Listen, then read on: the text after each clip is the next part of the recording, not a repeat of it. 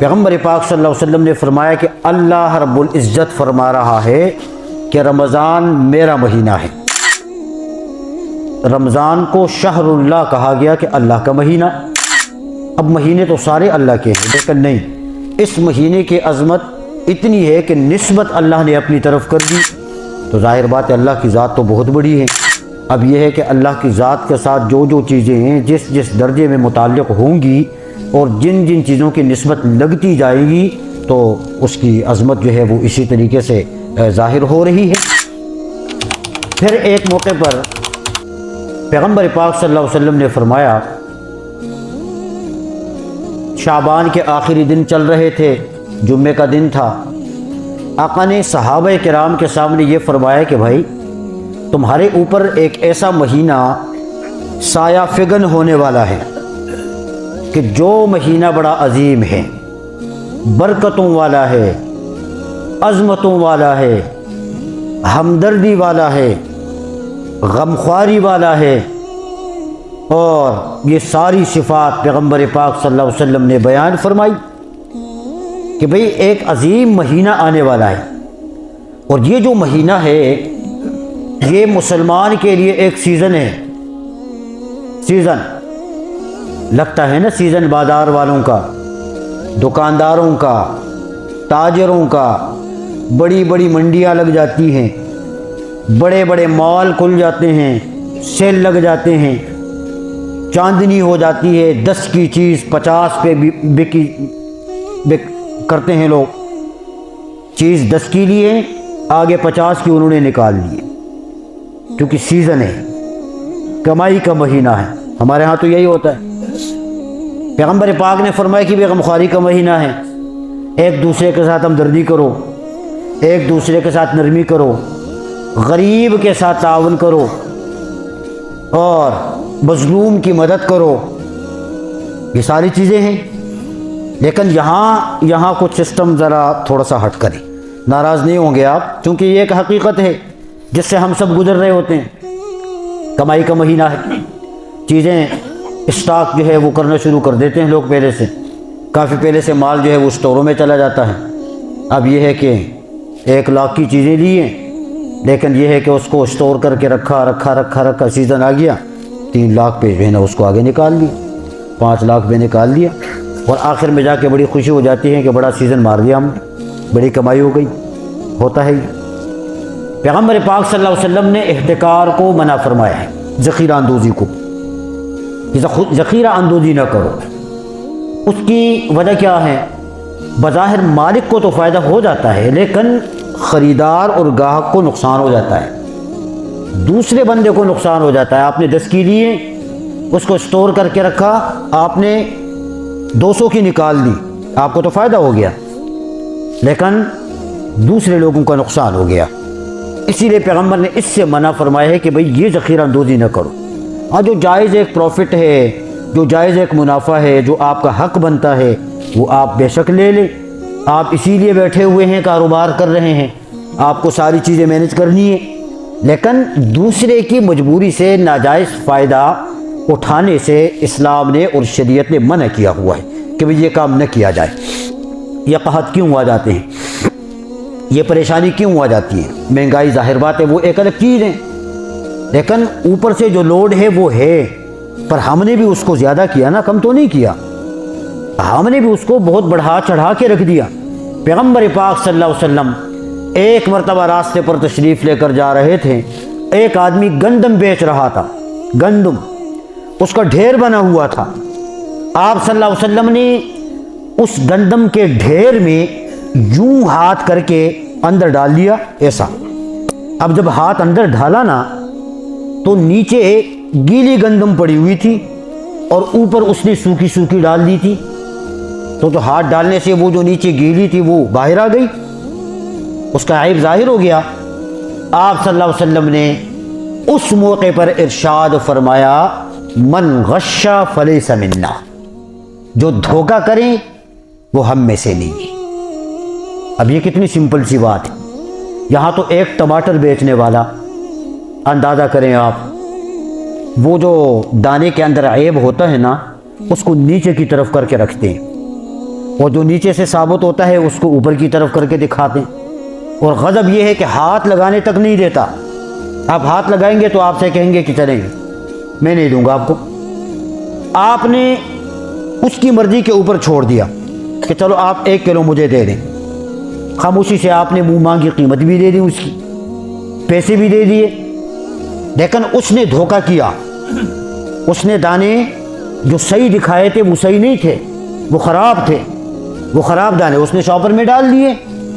اور گھر جب بندہ لے کے جاتا ہے، آپ سب کے ساتھ یہ ہوتا ہے، ہمارے ساتھ بھی ہوتا ہے، وہ آدھی چیز ٹھیک ہوتی ہے تو آدھی ٹھیک نہیں ہوتی، کیا کریں، ہماری مجبوری ہوتی، لینا بھی ضروری ہے۔ لیکن اس ٹماٹر بیچنے والے نے کتنا کمایا ہوگا، اس نے 1 کلو میں کتنا بنایا ہوگا، اندازہ کریں نا آپ۔ یہ میں ایک مثال دے رہا ہوں، یہ ہر چیز کے اوپر آپ جا کر فٹ کریں۔ پیغمبر پاک صلی اللہ علیہ وسلم فرما رہے ہیں کہ جس نے دھوکہ کیا وہ ہم میں سے نہیں ہے۔ ہم کر رہے ہیں، گاہک کو دھوکہ دے رہے ہیں، ہم پیسے پورے لے رہے ہیں ہم۔ اس کا آسان طریقہ یہ بھی تو ہو سکتا ہے نا، آپ منڈی سے مال لے کے آتے ہیں، ٹھیک ہے، آپ نے پیسے دیے ہیں، مال آپ کو آدھا ٹھیک ملا آدھا ٹھیک نہیں ملا۔ جو آپ کو ٹھیک ملا ہے اس کو ایک کوالٹی میں رکھیں، آپ اس کی قیمت آپ 50 روپے زیادہ رکھیں۔ جو خراب ہیں، کمزور ہیں، اس کو الگ کر کے رکھیں، اس کی قیمت آپ 10 روپے کم کریں۔ ادھر جو 10 کم کریں گے ادھر آپ نے جو 10 بڑھا دیے تو آپ کا تو حساب پورا ہو گیا۔ تو اب آنے والا جو ہے خریدنے والا، اس کی مرضی ہے، اس کے پاس اگر پیسے زیادہ ہیں تو وہ ایک کوالٹی کا لے لے گا، اس کے پاس اگر پیسے کم ہیں تو اپنی حیثیت کے مطابق۔ کم از کم آپ اس دھوکے سے بچ جائیں گے، اس فراڈ سے آپ بچ جائیں گے۔ آپ کے پورے دن کا پسینہ، پورے دن کی جو محنت ہے وہ اس معمولی حرکت کی وجہ سے خراب ہو رہی ہے۔ آپ کی کمائی حرام ہو رہی ہے، آپ کی کمائی مشکوک ہو رہی ہے۔ یہ دھوکہ ہے، مسلمان کرتے ہیں۔ بڑے بڑے دکانداروں کو آپ لے لیں، چھوٹے چھوٹے دکانداروں، یہ معاشرے کا ہر فرد یہ اس طریقے۔ پیغمبر نے فرمایا کہ بھی دھوکہ جو بندہ کرتا ہے وہ ہماری امت میں سے نہیں، ہم میں سے نہیں ہے۔ اور دھوکہ کر کے مال کو بیچ، اس مال کے اندر برکت نہیں آئے گی، اس میں نحوست آئے گی۔ وہ جو لے کر گیا اس کو تو خراب مل گیا، لیکن کیا خیال ہے، وہ ہاتھ اٹھا کر دعا کرے گا گھر میں؟ جب دیکھے گا وہ کہے گا کہ دکان والے کو اللہ اور برکت دیں، اس نے مجھے خراب دیا ہے، تو بد دعائیں دے گا وہ۔ اور یہی بد دعائیں پھر جا کر لگ جاتی ہے۔ اور جب یہ بد دعائیں لگ جاتی ہے تو ادھر یہ جو دھوکے والا دکاندار ہے یہ پھر ہاتھ مل کے رہ جاتا ہے، گاہک نہیں ہے، مارکیٹ ٹھپ ہو گئی ہے، کاروبار نہیں ہے، نقصان ہو رہا ہے۔ تم کرتے بھی تو ہو نا، صحیح طریقے سے کام کرو۔ رسول اکرم صلی اللہ علیہ وسلم نے فرمایا التاجر الصدوق الامین، وہ تاجر کہ جو سچا ہوگا، جو امانت دار ہوگا، جو ایماندار ہوگا، قیامت کے دن شہیدوں کے ساتھ اللہ اسے اٹھائے گا، انبیاء کے ساتھ اس کا حشر ہوگا۔ کتنی بڑی بات ہے۔ ہم 10-20 کے لیے اپنے ایمان کو خراب کر جاتے ہیں، لیکن اتنے بڑے ثواب سے اپنے آپ کو ہم محروم کر جاتے ہیں۔ اس چیز کی طرف دیکھنا ہے۔ اب یہ جو رمضان المبارک کا مہینہ آنے والا ہے، اس سے پہلے پیغمبر پاک نے صحابہ کرام کو یہی درس دیا، غم خواری کا مہینہ، ہمدردی کا مہینہ، صلہ رحمی کا مہینہ۔ پریکٹس ہے نا، یہ ہمیں تیار کیا جا رہا ہے، ہماری تربیت ہو رہی ہے کہ بھی ہم تربیت کریں اپنی، ہم لائن پہ چلنا شروع کریں۔ جب وہ اصل وقت آئے گا تو ہم صحیح راستے پر ہوں گے، اور اگر اصل وقت میں بھی ہمارا پاؤں پھسل گیا، ہمارے قدم ڈگمگا گئے، تو سمجھ لینا کہ ہم اس مہینے کی قدردانی نہ کر سکیں۔ میں نے جملہ کہا کہ سیزن لگ جاتا ہے، اور سیزن یہ آپ سمجھ رہے ہیں کہ جب سیزن لگتا ہے نا مارکیٹ والوں کا، دکانداروں کا، تاجروں کا، تو غریب سے مالدار ہو جاتے ہیں۔ ایسا ہی ہے نا، سیزن لگنے کے بعد مالدار ہو جاتے ہیں لوگ، لیکن بتانے کی کسی کو ضرورت نہیں پڑتی کہ بھی میرا سیزن لگ گیا ہے، بتاتا نہیں ہے کسی کو کہ میرے پاس پیسہ آ گیا ہے۔ لیکن دنیا والوں پر اس کی مالداری ظاہر ہو جاتی ہے۔ کیسے؟ انداز بدل جاتا ہے، عادت بدل جاتی ہے، چلنے پھرنے کا طریقہ بدل جاتا ہے، خوراک کا انداز بدل جاتا ہے، بچوں کے اسکول تک بدل جاتے ہیں، گاڑیاں بدلی جاتی ہیں، ہوتا ہی نہیں ہوتا؟ یہ کیا، یہ چیزیں جب ہو رہی ہیں تو یہ چیزیں کیا بتا رہی ہیں؟ یہ چیزیں یہ بتا رہی ہیں کہ بھی اس بندے کا سیزن ٹھیک ٹھاک لگا ہے، اس لیے تو چیزیں بدل گئی۔ پہلے اگر 1000 مہینے دن کا خرچہ ہوتا تھا، سیزن لگنے کے بعد 5000 پہ چلا جاتا ہے، 10,000 پہ چلا جاتا ہے۔ گھر کا کھانا نہیں، پھر بڑے بڑے مہنگے ہوٹلوں میں، ہوتا ہی نہیں ہوتا؟ خرچے مزے ہو گئے۔ سیزن بتاتا نہیں ہے، انداز بتاتا ہے، طریقہ بتاتا ہے کہ موجے ہیں۔ رمضان کا مہینہ یہ مومنوں کے لیے سیزن ہے۔ وہاں تو آپ کی جیب میں پیسہ نہیں تھا، پیسہ آ گیا۔ وہاں آپ غریب تھے، مالدار بن گئے۔ وہاں کھانے کو کچھ نہیں تھا، اب ماشاءاللہ ڈھیر لگ گئے، ہر چیز میں اضافہ ہو گیا۔ سیزن رمضان کا مہینہ مومنوں کا سیزن ہے، ایمان والوں کا سیزن ہے، اور یہ سیزن اللہ کرے کہ ہم سب کا لگ جائے۔ اور جب یہ لگتا ہے نا تو پھر گناہ ختم ہو جاتے ہیں، گناہ جیب سے نکل جاتا ہے، اس میں نیکی آ جاتی ہے۔ گناہ کی تجوریاں خالی ہو جاتی ہیں، اس میں ثواب آ جاتے ہیں۔ بندے کا دل اور دل کا برتن گناہ سے خالی ہو جاتا ہے، اس میں ایمان، نور اور ثواب آ کے بھر جاتا ہے۔ اور جب یہ سیزن لگتا ہے پھر اس کا انداز بتاتا ہے کہ پہلے جھوٹ بولتا تھا لیکن اب زبان جھوٹ سے پاک ہو گئی۔ پہلے فراڈ کرتا تھا، اب اس کی عادت بدل گئی۔ پہلے ظلم کرتا تھا، اب انصاف پہ آ گیا۔ پہلے برائی کرتا تھا، اب نیکی پہ آ گیا، انداز بدل گیا، اس کی عادت بدل گئی۔